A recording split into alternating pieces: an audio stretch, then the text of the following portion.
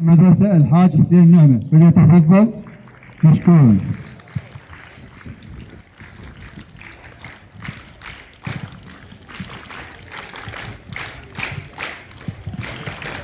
بسم الله الرحمن الرحيم، والصلاة والسلام على أشرف الخلق والأنبياء حبيب إله العالمين.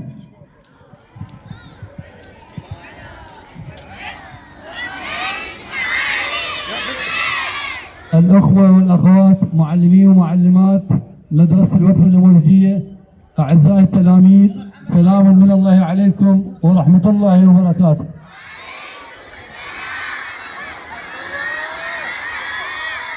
تتقدم إدارة مدرسة الوقف النموذجية بأسمى التهاني والتبريكات بمناسبة يوم النصر على عصابة داعش الإرهابية، ولا يسعنا أن نستذكر التضحيات التي قدمها الشعب العراقي وقواتنا المسلحة البطلة وحشدنا المقدس، حشد المرجعية الرشيدة، الذين ضحوا بدمائهم الزكية التي روت تراب الوطن العزيز، وبذلوا الغالي والنفيس في تحرير أراضي العراق من براثن الحقد وخفافيش الظلام.